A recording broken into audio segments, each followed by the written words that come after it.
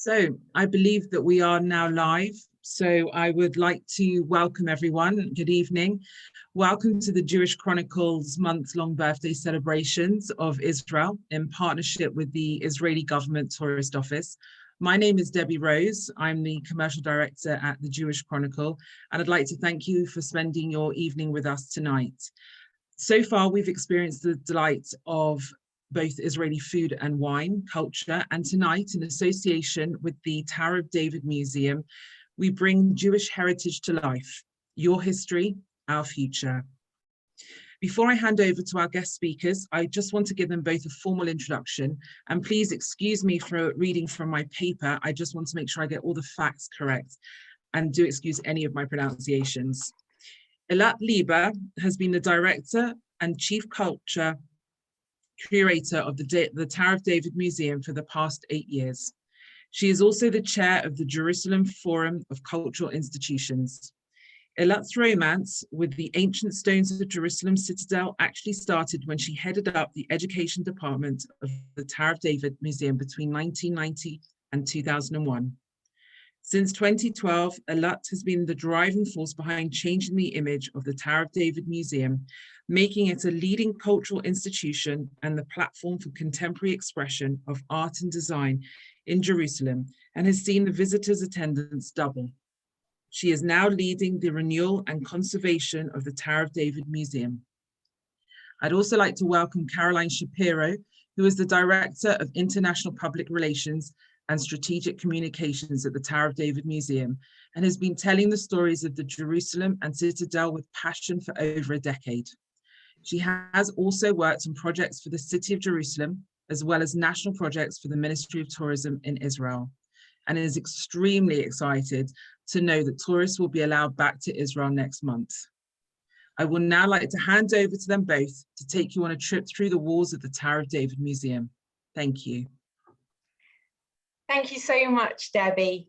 Well, I'm delighted that you are with us this evening. Actually, the truth is that we are thrilled to have this opportunity to be with friends from the UK, and thankful to the Jewish Chronicle and to the Israel Ministry of Tourism, as well as to Zoom, that we have this opportunity to tell you about what's going on at the Tower of David Museum and to give you a virtual encounter of history and heritage and a behind-the-scenes look at one of the largest conservation and renewal projects that is happening right now in Israel. And that in itself is a sneak look into the future. For over a year, we haven't had any foreign visitors. As you know, the borders have been closed, but it's getting exciting and the tourist industry is waking up as the Ministry of Tourism and the Ministry of Health are talking about opening up our borders, first with group visits and then with individual tourists. And as a museum, as a national heritage site, as a resident of Jerusalem, it's exciting to know that we will hopefully be seeing you soon because we've missed you. Just a couple of months ago, the Tower of David Museum announced its $40 million renewal and conservation project. That's close to £29 million. The project, both innovative and ambitious, will completely renew both the heritage site and the museum that we all know as the Tower of David. In these challenging times, it is a very great privilege that we can be involved in such an exciting project for the future. And I'm happy to introduce you to the woman who is leading the project, Director and Chief Curator of the Tower of David Museum, Eilat Lieber. Eilat, perhaps you can start by telling us all a little bit about the Tower of David. Yes, of course. Thank you, Caroline, and thank you for the Jewish Chronicle. And of course, thank you for joining us. I'm really excited to be here with you and to tell you about the renovation and conservation project of the Tower of David Museum. So the Tower of David Museum is a World Heritage Site, as well as the Tower of David Museum to the story of Jerusalem, to tell the full story of Jerusalem from the very beginning, the Canaanite period, till modern time. The museum located, as I said, in the ancient citadel that represents all the layers from the history of the city. And together with the history, of course, it tells the significance of Jerusalem to the three monotheistic religions. We're talking about 1,000 years of Jewish history, then Christianity, then Islam, and then returning back to be the eternal capital of the Jewish people, modern Jerusalem. But to know more about the meaning of the site and the history of the city, we need to go back in history and understand this iconic symbol and when it all started. So this is where I really want to ask my dear friend, Dr. Itai Gatz, to help me and take you on a journey. Thank you, Itai. So Dr. Itai Gad is the former vice president of Mobileye, the well-known Israeli startup that was sold a few years ago for in great success. Itai is a friend of the Tower of David and is taking his well-deserved time off by returning to his first love, the city of Jerusalem. He is using his technological skills to devise innovative ways of presenting the history and the geopolitics of the city virtually. And we're honored that he is sharing some of his insights with us. The plan had been for Itai to be with us live tonight, but unfortunately he's unable to. And he sent us this film that he's made for the evening, in which he can show us some of the remarkable history of Jerusalem and the Citadel. So bear with me while I share the screen and we can really explore Jerusalem.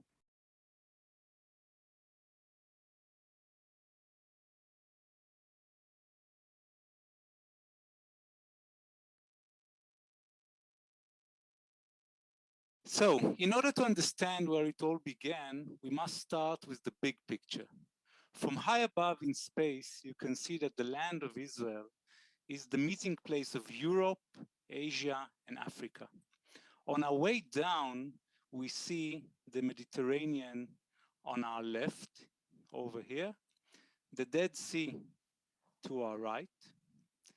In order, by the way, to emphasize the cursor, it will be accompanied in my presentation by a red dot for better clarity. On top of the central mountain ridge of Israel, the Judean mountain, you will find Jerusalem. Today, it is the largest city in Israel, both in terms of population and of municipal area.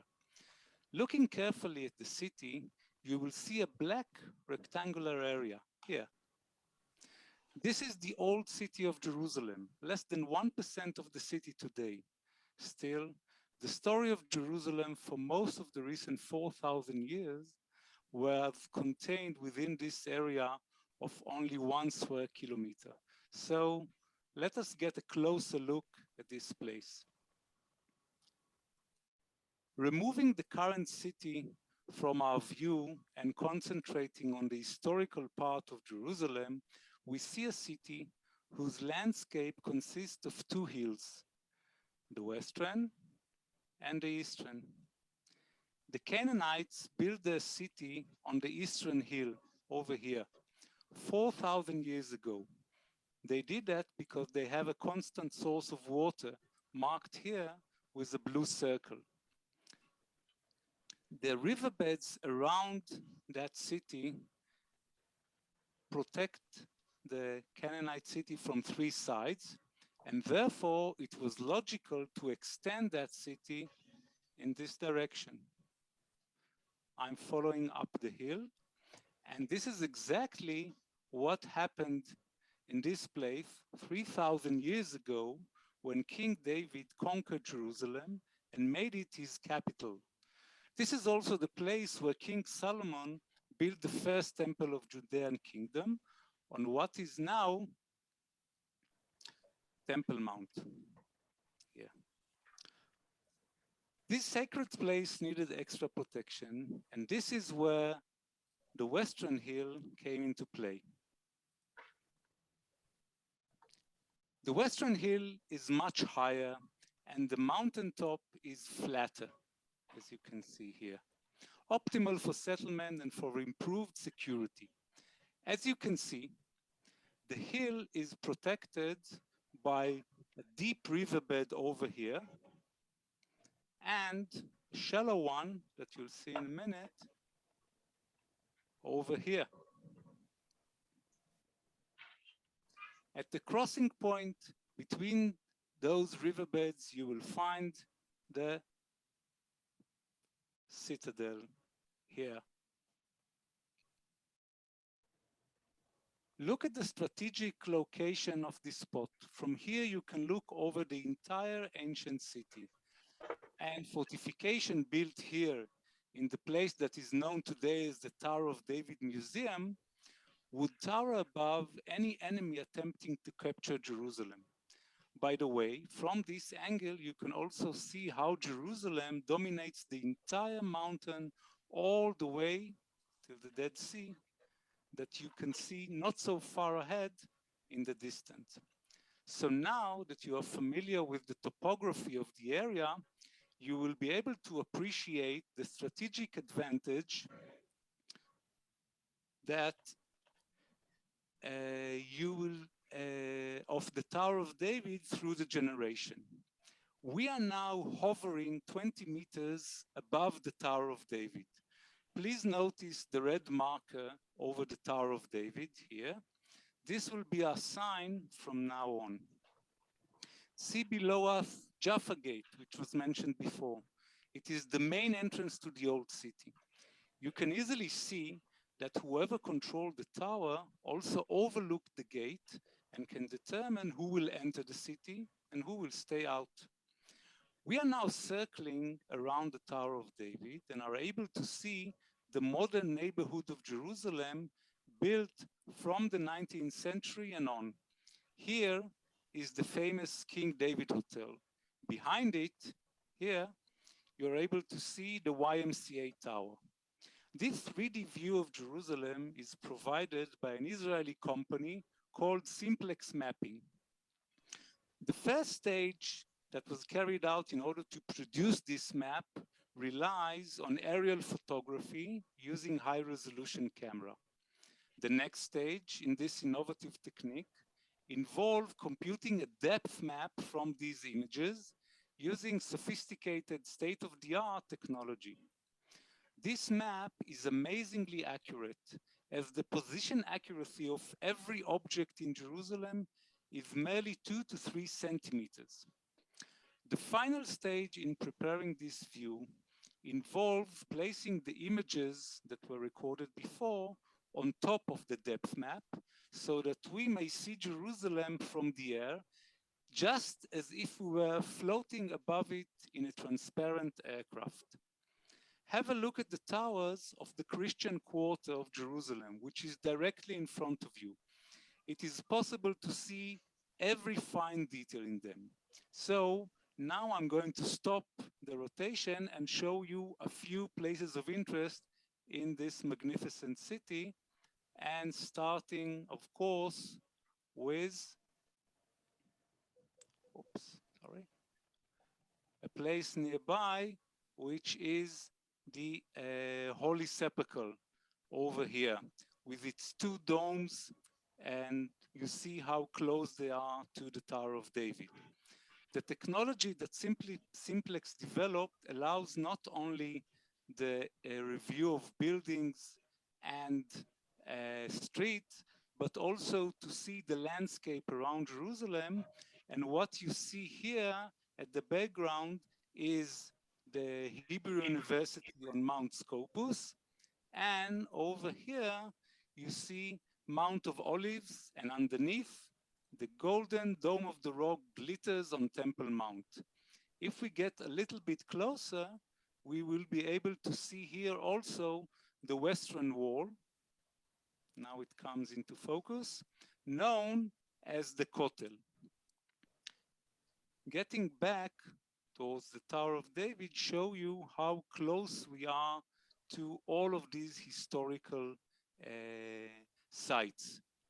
So you can see that the Tower of David is standing in a very strategic location, and it is clear that the army that controlled this place here actually controls the entire old city. See how close everything is. and see all the sites that are sacred to so many people around the world, Jews, Christians, and Muslims. Try to imagine the armies who stood here by the walls of Jerusalem during the course of history. The Assyrians in the 8th century BC, the Babylonians in the 6th century BC, the Greek in the 2nd century BC, Romans in the 1st century, and the Crusaders in the 11th century. Looking down at the Tower of David, we can see what archaeologist Amit Re'em was referring to. As you may recall, Amit explained how the Tower of David Museum does not only present the history of Jerusalem, within its walls, you can actually feel and touch the history of the city. Let's look at a few examples. We'll start with the protective layers of the Tower of David. Here, you see the moat that goes all around the fortress. The moat was built here during the Crusaders' time, around 900 years ago. The top of the tower that I'm currently pointing at was built 200 years later by the Muslims in the 14th century. The gate tower that you'll see in a second over here was added 500 years ago in the 16th century.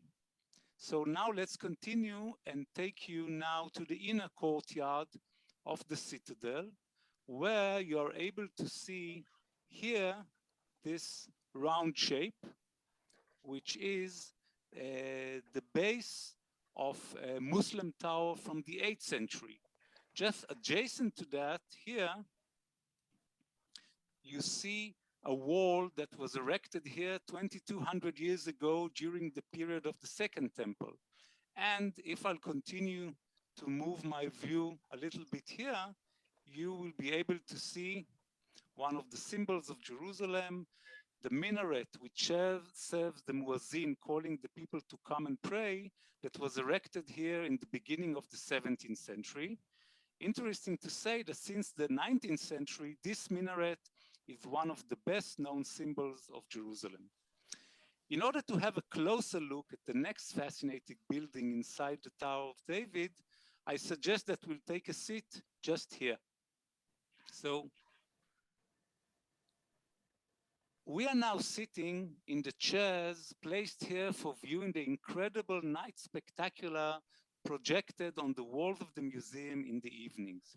From this vantage point, we can look at one of the wonders of ancient Jerusalem. Here, King Herod built this tower 2,000 years ago. Looking closely at the stones, you see the famous marginal draft carving that is also in evidence on the stones of the western wall, the Kotel. The size of the stones that kept this tower standing for the last 2,000 years is impressive. Not the entire tower survived the perils of time. Roughly half of the Herodian tower is still there, but even this half that you see here is enough to impress us with the building capabilities of King Herod. We should remember, however, that King Herod was not only the builder of Jerusalem, he was also a notoriously cruel king. His cruelty was inflicted in many cases on the people closest to him. For example, he ordered the execution of his wife Miriam as he suspected her of plotting against him, and then mourned her for more than a year. A legend claimed that Herod had Miriam's body immersed in honey for 7 years. Keep this story of King Herod and the honey in mind as we fast forward 2,000 years to something that was discovered within the crevice that you see here in the tower. Let me show you a short video of events that took place here in the fortress just a year and a half ago. At that time, visitors to the museum were complaining about bee stings, especially when climbing the Herodian tower. It turned out that in this tower, built to keep enemies out of the city 2,000 years ago, there was a hole. It was created by a bombshell from the 1948 war during the battles over Jerusalem. museum staff discovered that the crevice was the source of bees swarming the tower.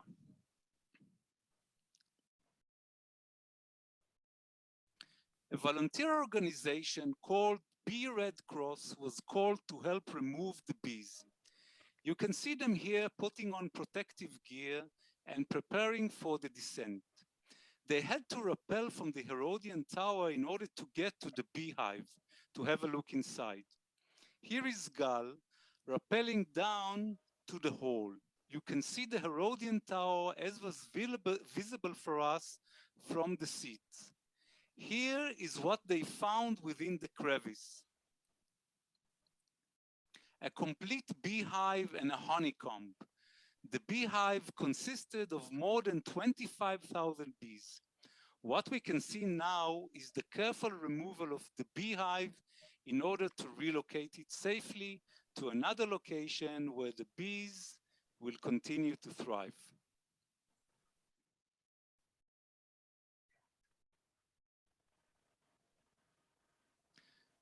So, with this story, I'll end the short review of the Tower of David Museum, the place where honey found in the 21st century reminds us of King Herod, who built this magnificent tower, and where all of the history of Jerusalem is before our eyes and under our feet. Thank you. Well, that was quite a journey of 3,000 years of history. Itai actually touched on it and talked about the fact that the Tower of David is a minaret that was built during the Ottoman Empire. How did a minaret become the symbol of a Jewish homeland, and where did the tower get its name from? Could you let us know? Yes, of course.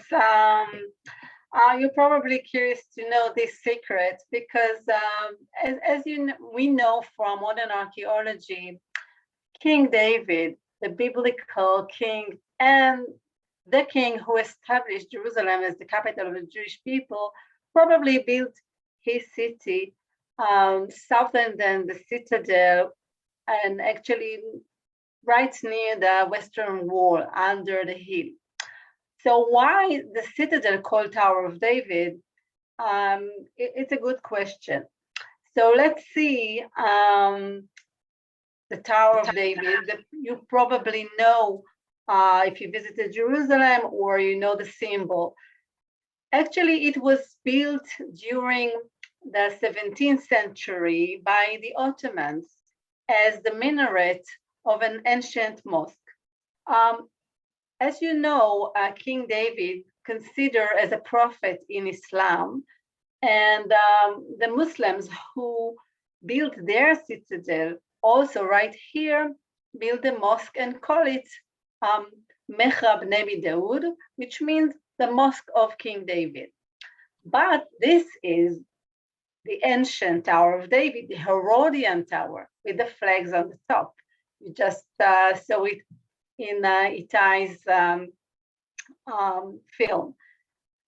And the name Tower of David became from the description of the historian Josephus Flavius, who wrote 2 books about Second Temple period, Herod's time, Second Temple time in Jerusalem. And he said that people used to call those 3 towers of King Herod's palace in Jerusalem David Citadel, King David Citadel, because it's so impressive. You can see this illustration of Jerusalem during Second Temple period. You can see the 3 towers and the royal palace right in front of the temple. This is the Second Temple of Jerusalem. And you can probably see the Western Wall is the remain from the wall of the temple, the Herodian temple. So this became a common name for the citadel.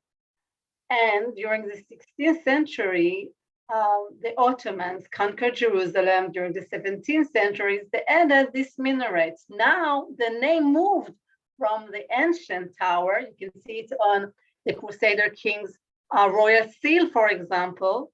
it was already Tower of David, but this is the ancient Tower of David. Then they moved to the minaret, to the modern Tower of David. Now, how this minaret became a Jewish symbol? So during the 19th century, the Jewish population of Jerusalem grew, and the Jewish community in the old city searched for the Jewish roots, and they needed a strong symbol, a symbol of hope for Jerusalem.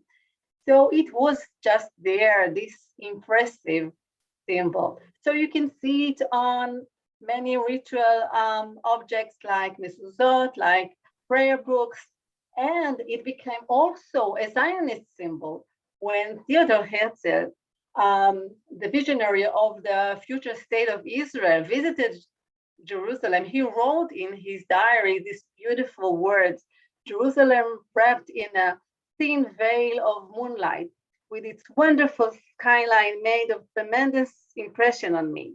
The silhouette of the fortress of Zion, David's Tower, is splendid. So the School of Fatsale, funded by the artist Boris Schatz, made these posters, and you can see Theodor Herzl in front of Jerusalem.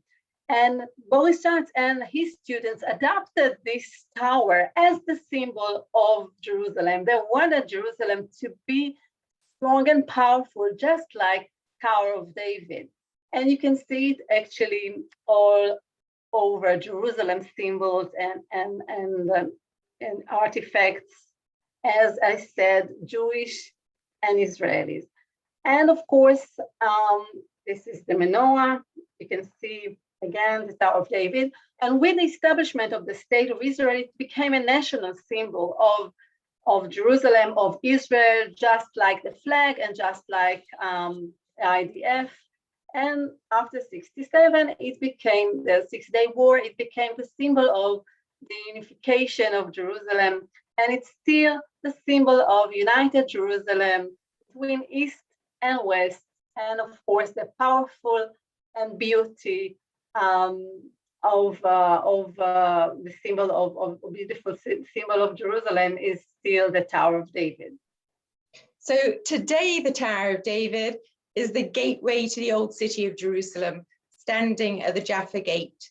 The magnificently restored ancient citadel safeguards the long and colorful history of Jerusalem through its permanent exhibition. It celebrates the stories of the city through changing exhibitions, brings alive the history through spectacular sound and light shows at night, and has become a platform for contemporary exhibition in art and design for the city.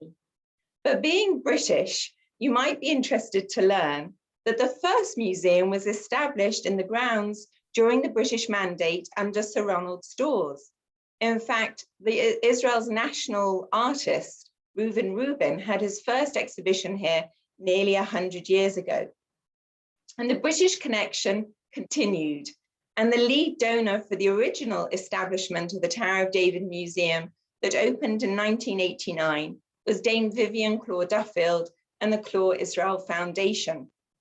Through the years, that connection has continued. And now Dame Vivian, together with the Jerusalem Municipality, the Ministry of Tourism, and the Ministry of Jerusalem Affairs and Heritage, and other donors, have embarked on this new chapter of the life of the Tower of David. Eilat, maybe now's the time that you can tell us, how long have you been working on this project, and what kind of people have been involved to get it going? As you can imagine, it's a very complicated and challenging project. As you saw, it's an archaeological site. It's the heart of Jerusalem. It's the symbol of the city. And it's the only museum in the world that tells the full story of Jerusalem.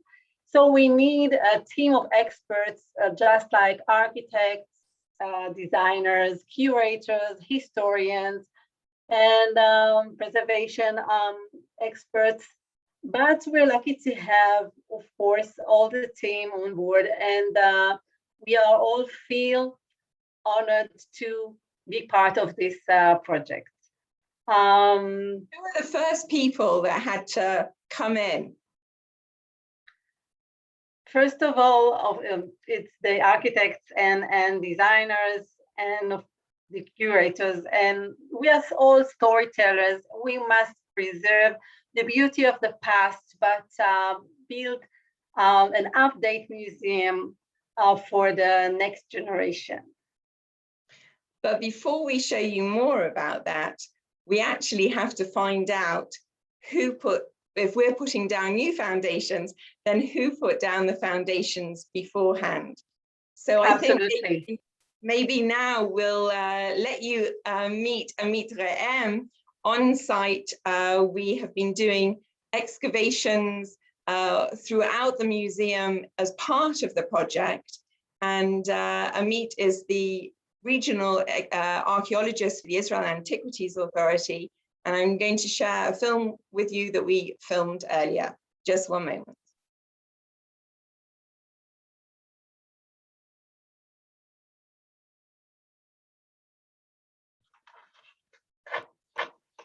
You are looking at a large-scale excavation that we are conducting right now after the decision to renovate the Tower of David Museum. And this is a rare opportunity, us, the archaeologists, to come and explore, I will say, even a symbol in Jerusalem. Where we are exactly? We are outside the current medieval walls of the Citadel. Few minutes you can see behind me Jaffa Gate. In the middle of the 16th century, this area turned by the Turkish, by Suleiman the Magnificent, to a special ramp holding cannons that fire toward the west, meaning this area protected the citadel from the west. Now, the story continues because in June 1935, a great British archaeologist, his name is Cedric Norman Jones. Jerusalem is in the hands of the British. It's before the Israel state.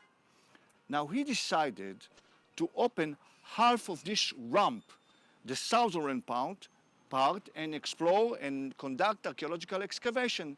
And he does it. And he left a diary with photos in the archive of the Israeli Antiquity Authority. Jones laid the foundation for modern explorers of Jerusalem. He was the first to identify the great Hasmonean walls, remains from Herod times, remains from the time of the Byzantine, the tower from the times of the early Arab period in Jerusalem, medieval structures, and so on and so on.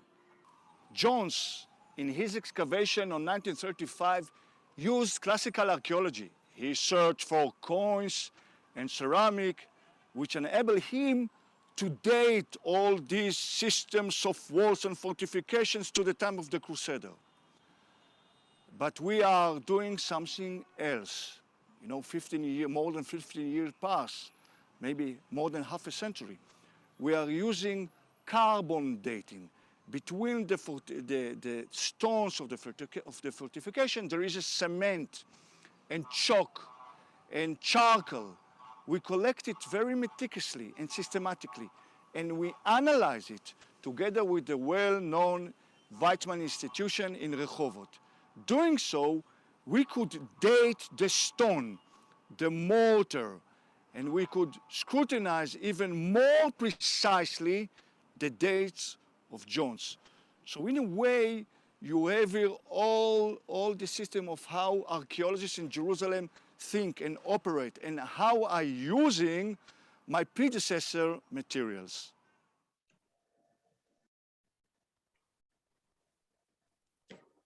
So we just had a look at where the excavations are taking place before we start building part of the new museum, Eilat.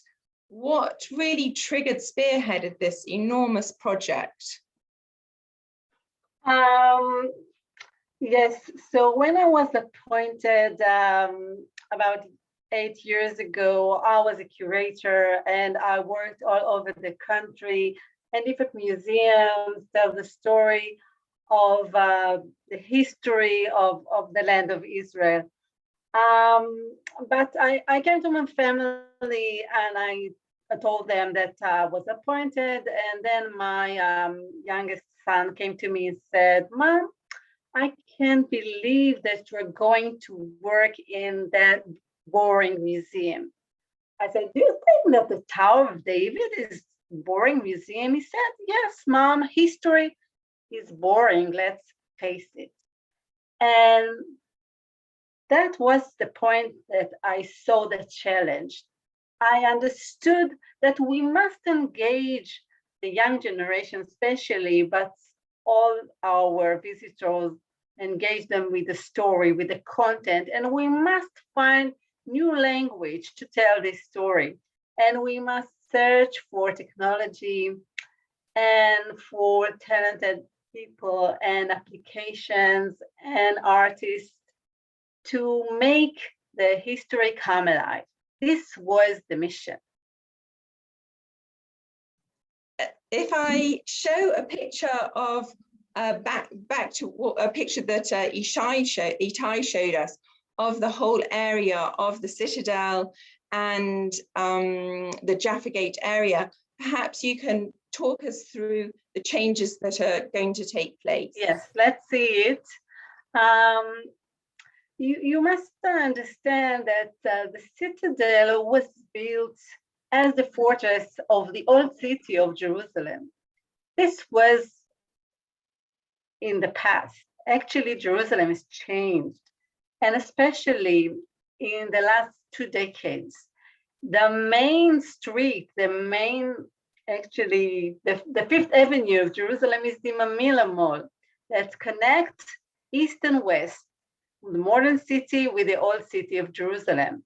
So the Tower of David is standing just in front of the main touristic area of Jerusalem. It's a commercial area, and of course the welcome area of the old city. Jaffa Gate is the main gate of the old city for the 4 quarters of the old city. So what happened is the Citadel stood with the back to the main area, touristic area. So we wanted to change the circulation and welcome our visitors from the west instead of the east. We wanted to become the real gateway to Jerusalem. So now we are going to build our new entrance pavilion to welcome the visitors from the west. They will visit the museum, the key to understand the story of Jerusalem, and they will exit the original beautiful gate to the east, to the old city of Jerusalem, but only after they visited the galleries and they know more about the story of Jerusalem. So let's take a look as to what's going to happen.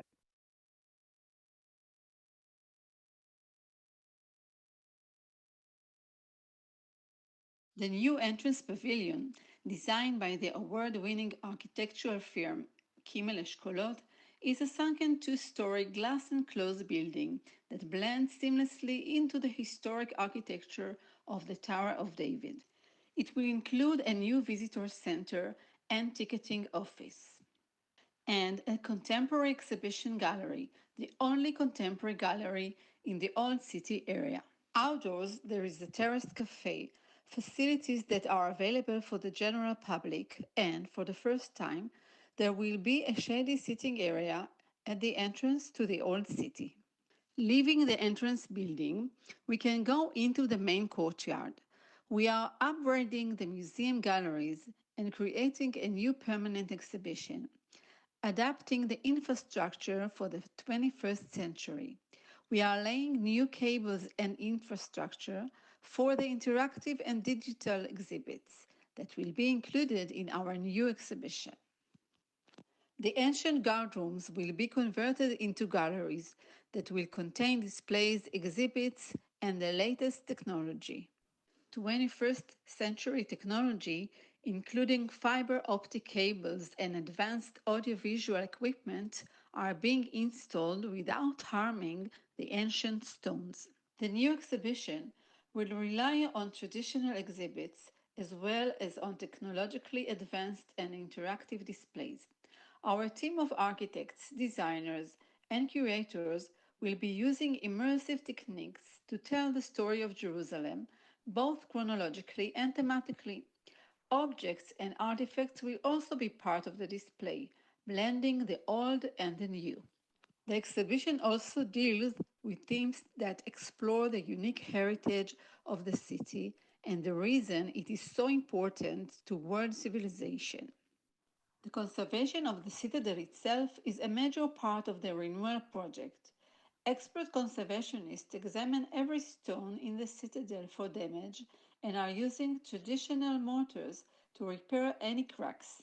When completed, we will have new upgraded spaces for the museum. For the first time, the Citadel of Jerusalem will be accessible to all, with 2 glass elevators that provide access to almost every level of the historic site. One of the major undertakings of the project is the conservation of the Fatsale Tower, the only one of the magnificent towers built by King Herod that is still standing today. We are ensuring that this 2,000 years old tower will remain strong and powerful for future generations.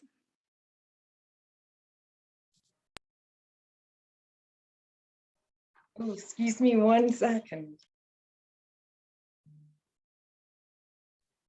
Sorry about that. So we just saw all about the inside of the Citadel and the Fatsale Tower. We saw about the exhibition rooms that are changing. Betty, that's not the only project that's happening, is it?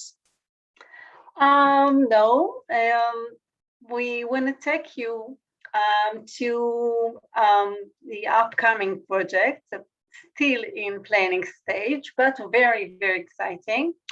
Right behind the Tower of David, waiting for us, the new wing of the museum.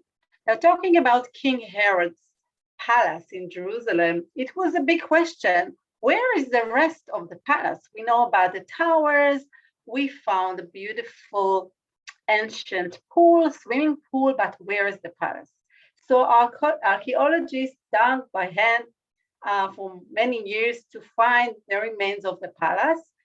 And we want to take you to the story of the site, just behind the tower, the Kisle excavation in Jerusalem. So here we go.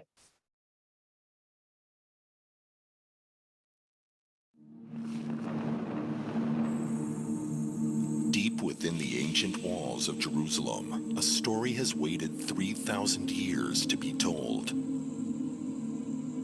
In this historic building, at the Tower of David Museum, lies the story of Jerusalem from the kings of Judea to modern times. For 2 years, Jerusalem's top archaeologists dug by hand through layer upon layer of history to uncover the stones that bear witness to civilizations. This building was a prison built by the Ottomans and used by the British to jail resistance fighters struggling to establish a Jewish state. Here they left their mark on the prison walls with a map of Israel and the Star of David. Excavators descended 10 meters and found evidence of Jewish life in Jerusalem during Crusader times. They found the very foundations of the magnificent palace of King Herod of 2,000 years ago. A rock water tunnel stretching from the palace to the edge of the city served as an escape route for those fleeing the Roman destruction of the city. Archaeologists uncovered the massive city wall built by King Hezekiah during the time of the First Temple. Here is the story of Jerusalem, hidden and waiting to be told. New technologies will bring archaeological spaces to life. We are preserving the beauty of this ancient structure while allowing new audiences to enjoy immersive experience that will explain the significance of the site. Working with the noted design firm Local Project, who designed the 9/11 Memorial Museum in New York, we will use technology to take the visitor on a quest for history. The glories of the past will come alive deep within the excavation itself. Visitors will virtually meet the people who made history, from biblical times right up to modern times, including Shmuel Matzah, who etched the symbol of the Irgun underground along with his name on the prison walls when he was held as a prisoner in the Kisle by the British in the fight for the establishment of the State of Israel. ואז שרתם, הם לא ישברו אותנו, אנו גם לא נחוף הגב. ואז אני אמרתי לעצמי, אני אשים את הסמל הזה כמסר, מסר לבריטים, שהם לא ישברו אותי, כי הרוח שלי חזקה, ואפילו בכלא, שידעו שאני שייך למחתרת. The impressive renovated building and archaeological site designed by Kisle Eshkolot will house 2 galleries, the Kisle Experience and a rooftop terrace. One of the most exciting parts of the renewal project has spearheaded the revitalization of the historic center of Jerusalem, the Jaffa Gate area. The municipality and the Ministry for Jerusalem and Heritage are matching partners in the plan to create an educational complex beneath Jaffa Gate Square and the National Park.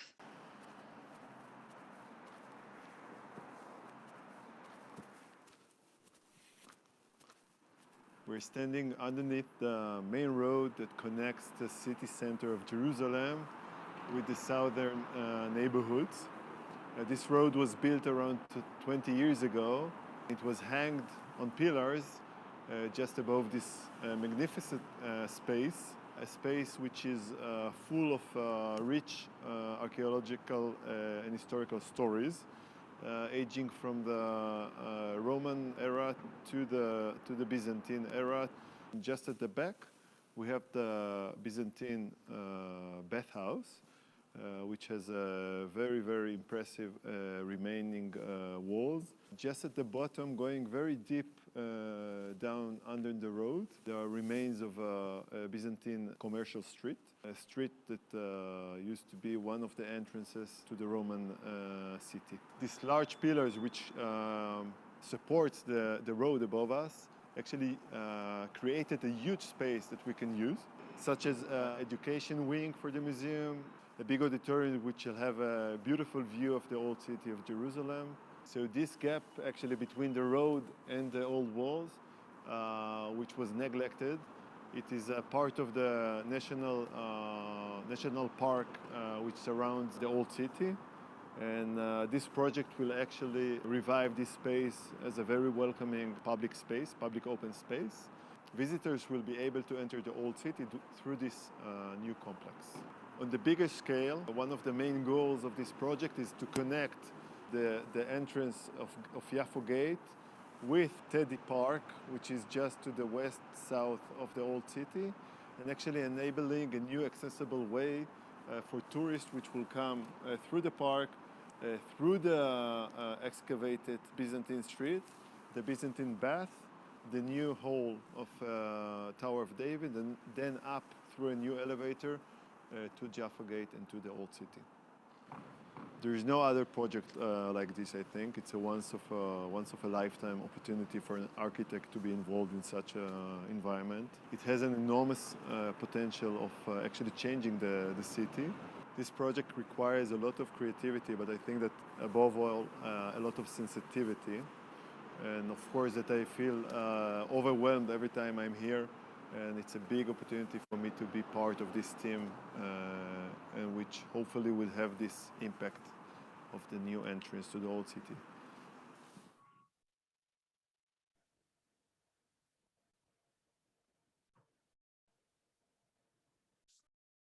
I've just been looking at that, Eilat, thinking actually, you watching that in England, you've now seen more than most of the Israeli public, in fact, about that new education project and the Byzantine excavations.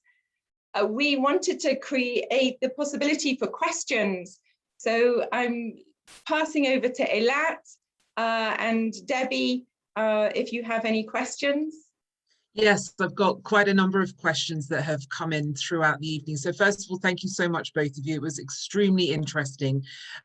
So Barry has asked, when will the current renovations be completed and the museum in its new complete form be open to the public? Thank you. So we hope to launch the museum next summer.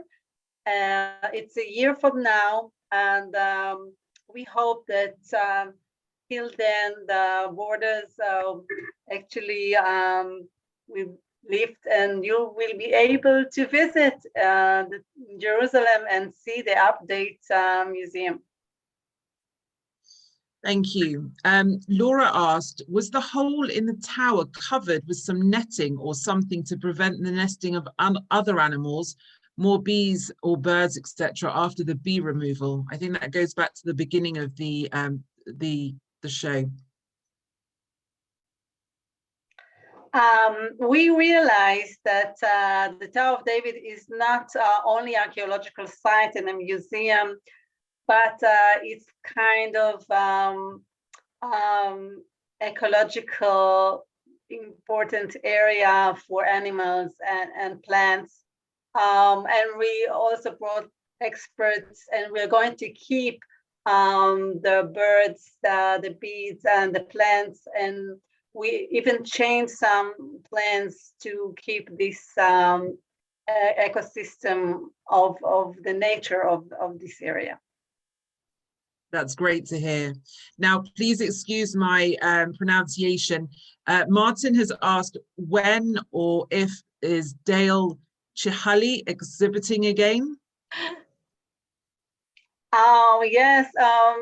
Actually, we still exhibit some of Chihuli works from that famous exhibition. We planned to bring Chihuli back to Jerusalem to make a special exhibition for celebration the 20 years to this exhibition, but then the COVID-19 came and we couldn't. So maybe in the future. Okay, that's great to hear. Bob has asked, is the minaret still in use as a Muslim religious location? We have to know that since the First World War, the mosque is not used as a mosque anymore. And as we said, it became a museum right after the war, when General Allenby entered the city. It became a museum. So it's not considered as a holy place for Muslims, especially when, you know, in I think 500 meters is Al-Aqsa Mosque is much more important than the Tower of David area for Muslims. We've had a question from David. He said he's confused as to the extent of the Jewish origins of the tower and the site and the Muslim origins. Can this be clarified a little bit, please? Yes, we explained that the mosque of the Citadel was a functional museum mosque because it was a citadel and soldiers used to live there. They were Muslims, so it needed the mosque, but it's not a holy place. It's called after King David because he considered as a prophet. The center of the Islam in Jerusalem is Al-Aqsa Mosque on the Temple Mount, as you probably know. And that's why it could be also a Jewish symbol because it is not a real holy place for Islam. But I must say that we work with collaboration with the Waqf. It's the high institution of Islam in Jerusalem. They actually taking care about all the mosques in Jerusalem, and it's very important for us to work with them, to collaborate with them, And we decided together with them that the mosque will stay again part of the museum, but it will be dedicated to the story of Islam in Jerusalem, the history of Islam in Jerusalem. So that's why we can tell the story of, as I said, the full history, and we have visitors from East Jerusalem and from countries of people are coming, Muslims, Christians, and Jewish people together to find their narrative and to know about the story of Jerusalem. I think I'd probably add to that the power of the Tower of David, or the magic of the Tower of David, is the fact that the minaret that Eilat's been talking about, and when we talk about the symbol of Jerusalem being the Tower of David, in Jerusalem's terms, that's modern history, even though it was built 500 years ago, because within the Citadel grounds, we have the history of Jerusalem that goes back through to the Hasmoneans. That's the Maccabees, the story of Jerusalem. During Hanukkah, we've got the walls of the city within the grounds. And if we go back further, then we'll actually go back to the walls that were built in Jerusalem during the times of the First Temple and the kings of Judea. So today, when we talk about the Tower of David, it encapsulates not just the tower, the minaret that we've learnt, both the history of how it was built and how it's used was used as a mosque, and now is very much the symbol of Jerusalem, but the entire complex of the Tower of David really encapsulates the whole of Jerusalem. We've got some 2,800 years within the ground. So I hope that clears up the story a little better. Thank you. Jerusalem is complicated. We've been asked, the area is so rich in history. Are you constantly discovering new archaeological finds? Wow, a lot. Every day we have new surprise, even in the places that we never expected to find.